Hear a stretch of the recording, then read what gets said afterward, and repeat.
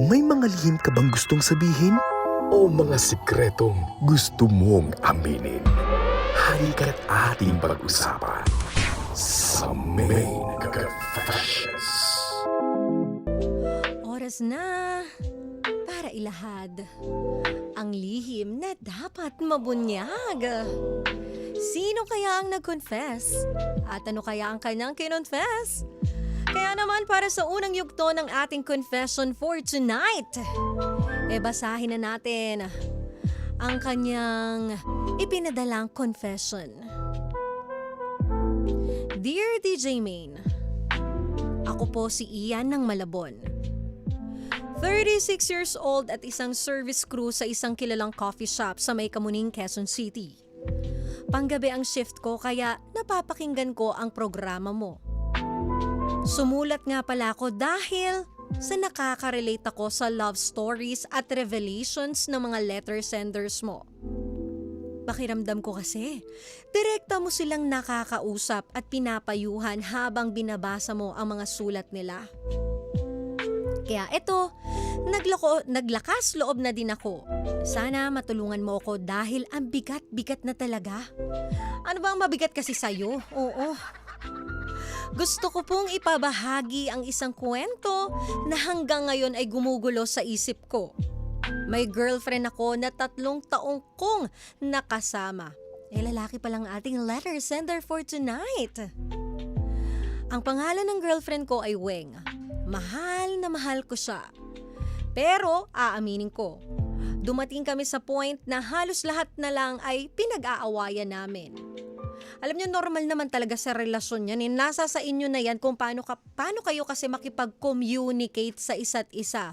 Kung kayo ba ay open sa isa't isa. Kasi kung hindi kayo open, talagang aabot kayo dito sa awayan. Ito nga daw ang pinag-aawayan nila. Oras, selos, tampuhan at kahit maliliit na bagay. Alam mo Ian, kaming mga babae, hindi kami magsiselos kung hindi nyo kami bibigyan ng ikakaselos namin. Iniinit mo na naman yung ulo ko eh. Charis, syempre joke lang yun, ano ka ba? Eto na nga, sabi niya hanggang sa umabot na sa punto na napagod na kaming pareho. Isang gabi na puno ng iyakan, nagdesisyon kami na tapusin na ang aming relasyon. Ang sakit lang talaga, DJ Main. Nasayang ang 3 taon na pinagsamahan namin. Pero parang iyon na lang ang natitirang paraan para hindi kami tuluyang masira bilang tao. At bago kami tuluyang maghiwalay, ay niyakap ko siya ng mahigpit. Umiyak siya habang nag-uusap kami. Hinalikan ko siya sa labi, sabay sabi na, bago natin tapusin ang lahat, pwede bang ma-experience ko ulit ang init mo? One last time.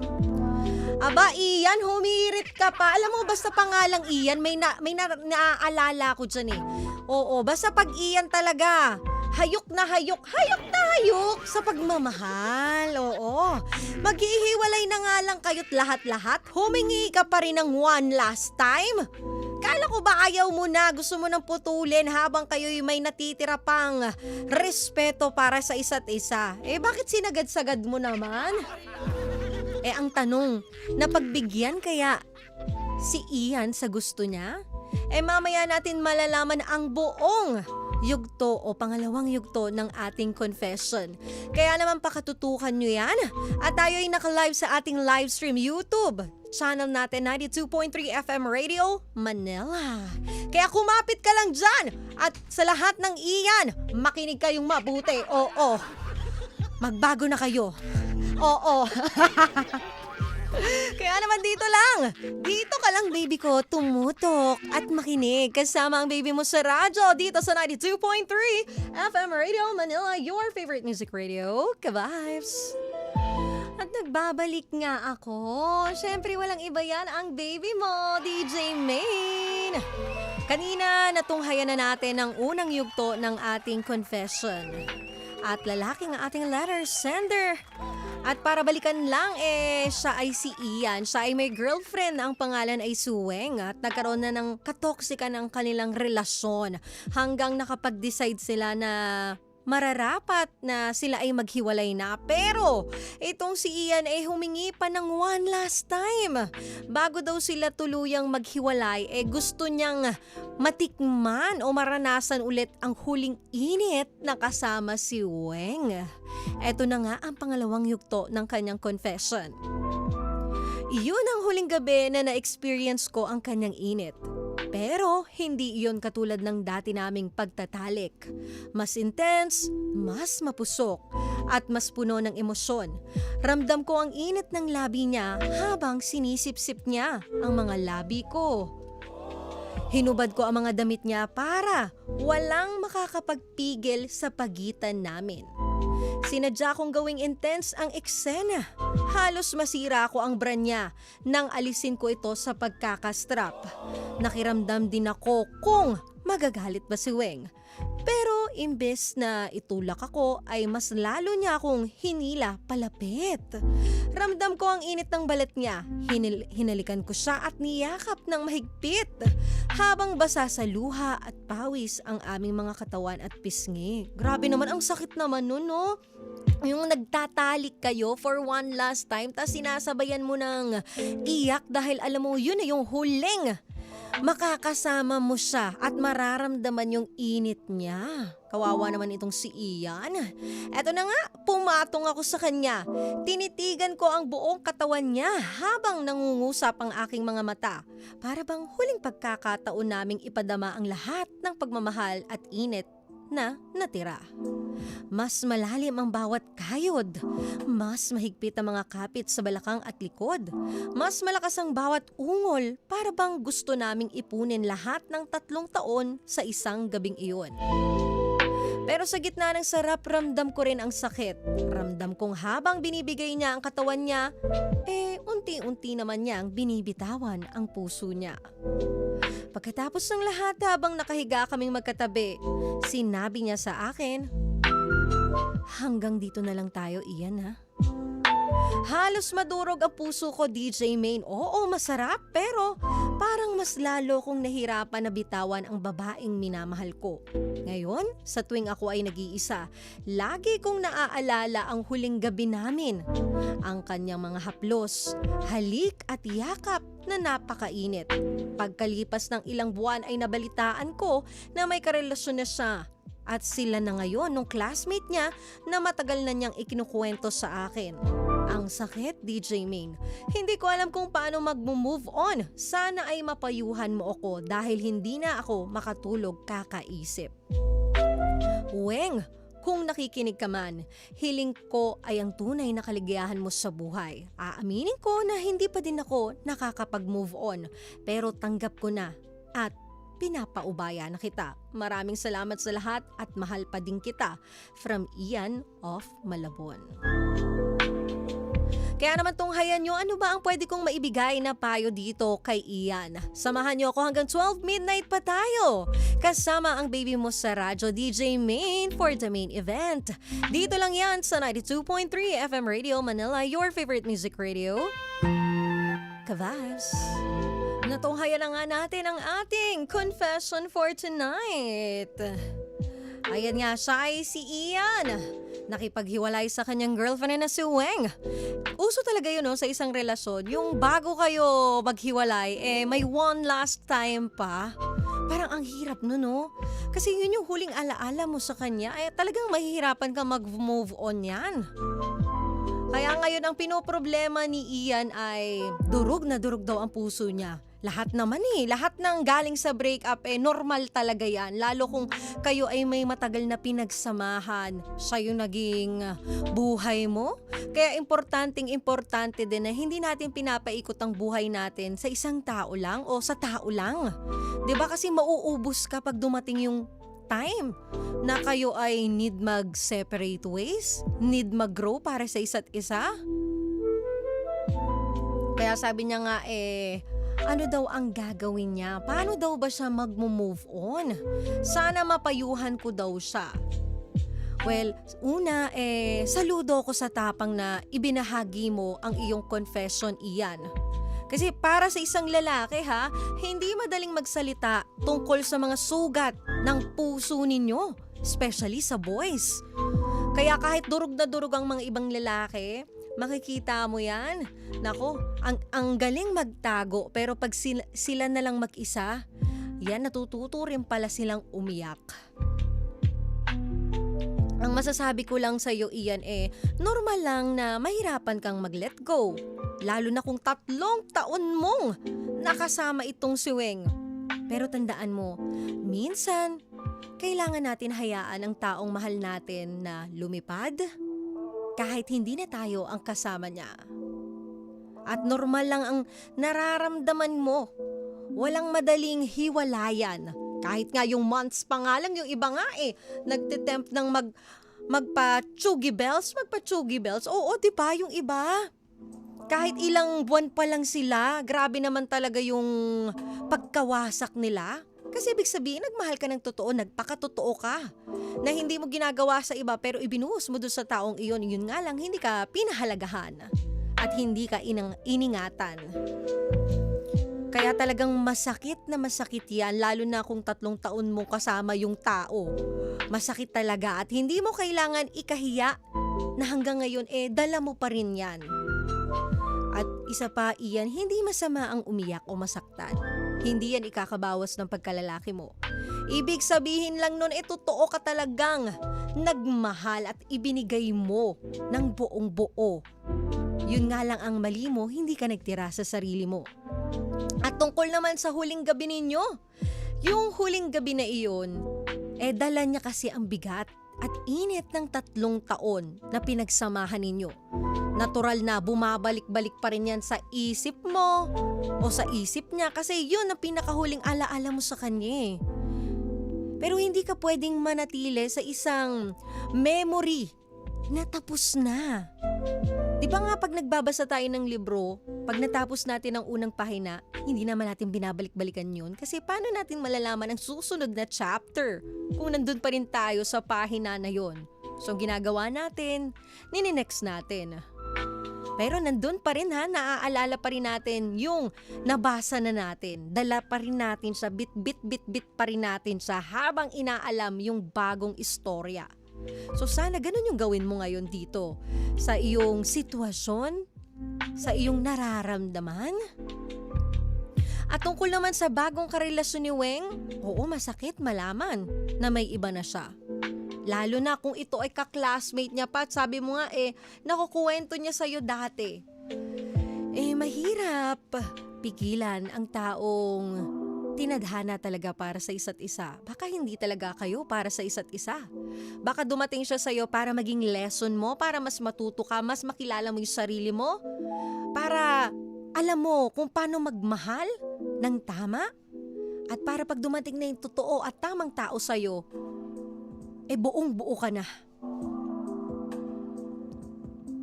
Kaya iyan, kailangan mong ipatuloy ang iyong buhay. At ibig sabihin dapat tuloy-tuloy lang din ang buhay. Life goes on. Change is constant. Nothing is permanent. At hindi naman ibig sabihin nun talo ka. So this time, ito na yung oras mo para mag-heal ka naman. Para ma-analyze mo, ma-reflect mo yung lesson na binitbit sa'yo ng relasyon na meron kayo nitong si Weng. At hindi palaging sukatan ng halaga natin kung sino ang pinili nating mahalin. Ang sukatan paano tayo natutong magmahal kahit nasaktan. About moving on, wag mong madaliin ang sarili mo. Walang nagmo-move on ng overnight. Hindi pwede ngayon, okay na ako, buka. Hindi ngayon, hindi pwede yung ngayon masakit, tas bukas okay ka na. Hindi ganun yon. One step at a time. At need mo daanan yung proseso ng pain just to be healed. At huwag mong tatakasan yan. Karamihan sa atin tinatakasan ng pain Ang ginagawa, lumalabas, nag-iinom, nagpapakalango sa alak. Ang ending, pag-uwi mo, nandun pa rin naman yung sakit, di ba? Iba pa rin kapag hinarap mo yung sakit, iniyak mo yung sakit. Okay lang umiyak hanggang maubos ka. Kasi once na naubos ka na, dun mo mararamdaman na there's no more pain. Kaya dapat hindi sinushortcut yung pag-move on. Kasi ang moving on, hindi yan isang click lang. Step by step. Gawin mong abala ang sarili mo sa mga worth it na bagay na makakatulong sa pag-grow mo as a person. Alagaan mo rin ang kalusugan mo. Mag-spend ka ng oras sa family at kaibigan mo kasi sila ang iyong support system. At dun ka humugot ng lakas. Hindi mo kailangan kalimutan si Weng, pero kailangan mo piliin na mahalin ang sarili mo this time. Kasi wala nang Weng eh. Ang meron na lang yung sarili mo. Bakit papabayaan mo pa bang mawala yung sarili mo? Nawala na nga yung isa. So ito naman yung mahalin mo at alagaan. Kasi deserve yan ng sarili mo. At tungkol naman about the future o anumang kinabukasan mo, darating din ang oras na maiisip mo na buti na lang tinapos namin. Kasi kung hindi, baka mas nasaktan pa kayo pareho. At sa tamang panahon, may darating na tao na mas kaya kang unawain, mas kaya kang alagaan, mahalin ng totoo at tapat, at kaya kang intindihin at suportahan sa lahat ng bagay. Basta yung ikakaganda lang ng relationship nyo at yung ikakagrow mo as a person. Ang pagtatapos ng isang relasyon ay hindi naman kabiguan yan. Isa lang siyang pinto na kailangan isara para sa may bagong magbubukas at papasok. At tungkol naman sa pagpapatawad, napaka-importante niyan. Forgive yourself first. Hindi lang kay Weng kundi pati sa sarili mo. Kasi baka iniisip mo, sana mas naging maunawain ako. Sana mas kinaya ko. Huwag mong dalhin yung guilt. Kumbaga, ginawa mo na yung kaya mo lahat. At kung hindi na rin niya talaga kinaya, ibig sabihin, hanggang doon na lang talaga kayo. Wala kang mali? Nagmahal ka lang? Ganon din siya? It's just happen na hindi talaga kayo ang para sa isa't isa. Bakit yung pipilit, di ba? Para ka namang nagluto ng sinigang niyan. Tapos ang ingredients mo pang afritada. Paano magiging lasang sinigang yun? Pinilit mo lang afritada. Diba? Hindi ganun yun. Kaya you need to pagpapatawad. You need to forgive yourself first. Ganun talaga lahat ng istorya natatapos. At hindi lang naman siya ang tao na pwede mong makilala. Dumaan lang siya sa'yo. At if ever kayo man talaga ang nakatadhana, magtatagpo kayo sa tamang panahon at sa tamang oras pag kayo ay buong parehas na. Kapag natuto tayong magpatawad, mas gumagaan ang puso natin. Na mas nawawala ang hatred, mas nag-heal ang pain.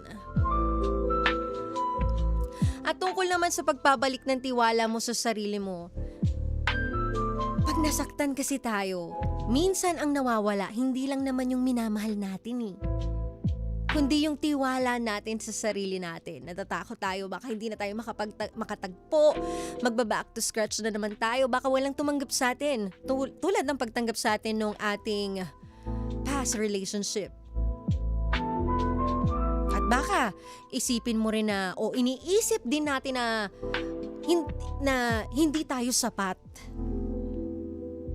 Lahat tayo, bawat isa sa atin, even you, Ian, sapat ka. Hindi lang siya ang tao sa mundo na makikilala mo o makikita mo.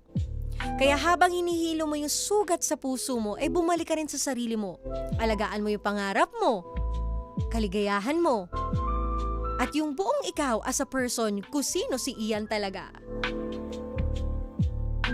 Ang pag-move on ay hindi lang pagbitaw sa nakaraan, kundi pagbabalik ng tiwala at pagmamahal, especially sa sarili natin dahil naubos tayo So this time, ito naman yung ibalik mo naman sa sarili mo. At tungkol naman sa pagpili ng iyong peace, ng iyong kapayapaan. May mga bagay na hindi na natin mababalikan kahit gaano pa natin gustuhin. Pero may mga bagay na kaya nating piliin araw-araw. At yun ang kapayapaan o ang iyong peace of mind. 'Di ba, peace of mind mo sa isip mo, sa puso, at sa buhay mo. At yan ang pinakamagandang regalo na pwede mong ibigay sa sarili mo ngayon na hindi makukuha nino man kahit may pumasok pa sa'yo na bagong karelasyon mo. Alam mo na kung paano magbigay ng pagmamahal at alam mo na kung sino ang mas lamang sa pagmamahal, kundi yun ang sarili mo.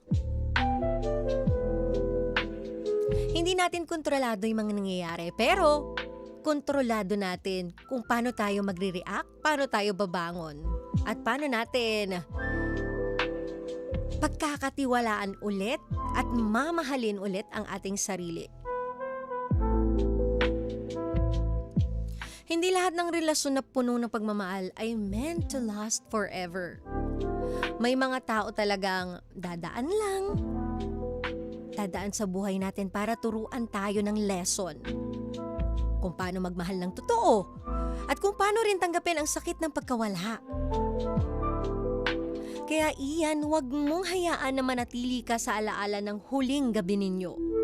Masakit, oo, pero hindi mo kayang buuin ang kinabukasan kung nakatali ka pa rin dito sa kahapon mo.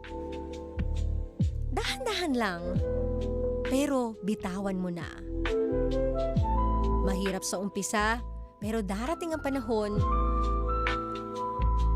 na mapapasaya ka rin ulit ng iba. At para kay Weng, kung nakikinig ka man ngayon, salamat dahil naging parte ka ng buhay ni Ian. Pero ngayon, oras na para si Ian naman ang magmahal at mahalin ulit sa tamang panahon ng tamang tao. Time doesn't erase love, but it teaches you how to live without it.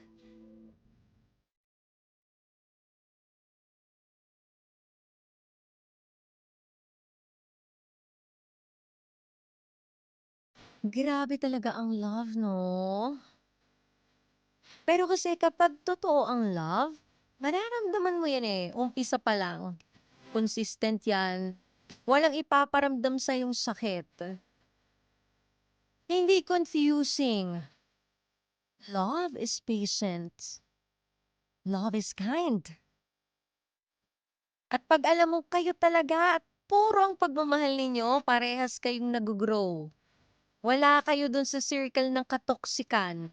Kung ganyan ang nararanasan mo ngayon sa relasyon, baka need mo nang tanungin ang sarili mo. Tama pa ba itong relasyon na pinasok ko? Ito ba talaga ang relasyon na gusto ko? At mag-reflect din tayo sa mga sarili natin. Minsan kasi may mga mali tayo na hindi rin natin alam. Kasi ang love, kailangan yan. Parehas kayong nagmi-meet halfway. Wala namang perfect. Lahat may flaws, lahat may pagkukulang. Pero pag kayong dalawa, gusto nyo na tumagal ang relationship nyo, kayo mismo ang mag-workout nito. Kahit pa ang daming problema, ang hirap ng buhay. Love always win. At para naman sa mga nag-move on, huwag ka mag-alala, hindi ka nag-iisa. Maraming nakakaranas niyan. Naranasan mo na yan before. Kaya mo ulit malagpasan yan. I-treasure mo na lang yung happy moments. Bitawan mo na yung sad moments. Kasi yung happy moments na yun ang magbibigay sa'yo para magpatuloy sa buhay, para bumangon sa sakit, at para ma-in love ulit. At wag kayong matatakot magmahal ulit. Kasi hindi lahat ng taong nakikilala natin ay katulad ng past natin. Lahat tayo may trauma. Hindi mo pwedeng sabihin na natatakot ako, baka maulit-ulit yung nangyari. Iba-iba yan. Masyado mo namang hinusgahan agad. Yung mga darating pa lang sa'yo kahit hindi mo pa sila kilala. At need natin sumugal ulit nang sa ganun malaman natin kung sino ang taong para sa atin, kung sino ang taong kaya tayong mahalin ng buo na may respeto at katapatan. Maraming salamat, Ian, sa pag-confess mo kay DJ May. Kaya ikaw, kung may nararanasan ka, wag lang usaping pera ha, please! Pwede kayong mag-confess kay DJ May. Ito yung mga bagay na ang hirap sabihin sa mga friends natin or family natin kasi baka pagtawanan tayo, hindi tayo seryosohin. Ako ay willing akong makinig sa inyo. Hindi man ako perpekto, pero pwede kong ibigay sa inyo ang perspective ko. At katulad ninyo, nakakaranas din naman ako ng sarap, ng hirap. Pero mas gusto ko yung sarap Ay! Yung hirap muna tapos sarap, ganon. Para talaga yung ending. Ay, parang feeling mo nasa langit ka. Anyway, pwede nyo ipadala yan sa ating Facebook page, 92.3 FM Radio Manila. O hindi naman kaya ipadala ang inyong mga confession sa ating Viber. 0954-406-1967. Lunes, unang araw ng Setyembre. Unang araw ng Bear Months. Oo, grabe no, ang bilis ng panahon. Kasing bilis nung iniwang kanya't nawala ang feelings niya. Hayaan mo na, ako na magbibigay, magpupuno nang nawala sa'yo. Basta, wag mo akong bibitawan ha. Hanggang 12 midnight tayo. Simula 9:30 p.m. Lunes hanggang Biyernes. Ako naman ang makakasama mo. Kaya pakatutukan mo na yan. Kahit nakahiga ka pa, nakatayo ka pa, nasa banyo ka pa, kumakain ka ng pares, humihigop ng... Ay, ano yung hinihigop? Ay, syempre kape. Ako na pakinggan mo. Ang baby mo pagdating si Radyo, ang nag-iisang DJ Main. Pero bago matapos ang lahat, alam ko nabitin ka. Hayaan mo na, isave mo na yung bitin mo para bukas. Oo, pigilan mo yan. Ayun nga. Maraming salamat muna. Uy, Dental Clinic. Horticulture by Caldana. Isabero Microblading. Imprint Customs. Vanity Lounge Aesthetics. Zebra Helmets Philippines. Smig Philippines. R1 Moto. Performance.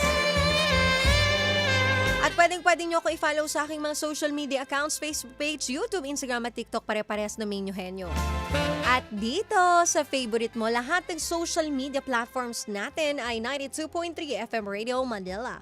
Huwag ka nang magpapahuli, dapat first ka pa sa purse, ganon?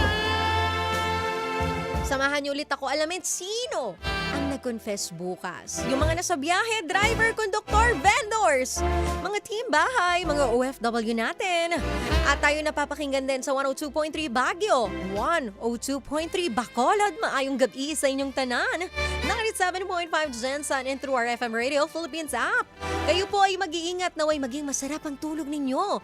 Imaginein mo na lang, iyayakap ka ni DJ Main. Talaga naman, nakakakilig naman yan. Talaga magiging masarap ang tulog mo at magaganahan ka talaga sa umaga. Tatayo, lahat ng tatayo.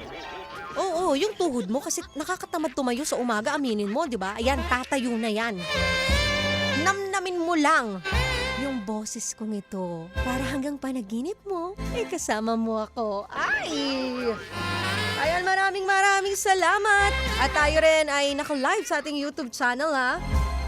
Shoutout Gloria Constantino Mesiano, Adrian Sabroso, Lijay, William Mortel, Boss Noy.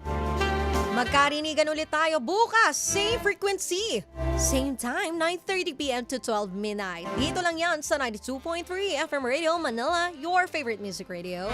Ka-vibes, kasama ang baby mo, ang nag-isang DJ Main for the main event, na nagsasabi na worth it na ang pagpupuyat mo. Dahil meron ang magsasabi sa'yo ng, good night, baby. I love you. Ay! Grabe naman no. Ang tamis. Para darating yung bago, kailangan mo muna mawala yung luma. For new leaves to be able to grow, old leaves must fall. Hindi lahat ng oras need natin ng gratification. In order to find something that will last, we need to learn how to wait and not rush anything. Maraming naghihintay, maraming nagpapatawad. Pero hindi lahat ay kayang magpaubaya. Kaya para sa mga nagpaubaya, para sa ikakasaya ng mahal nila, kayo ang tunay at wagas na nagmamahal at marunong magmahal. So here's Paubaya by Moira.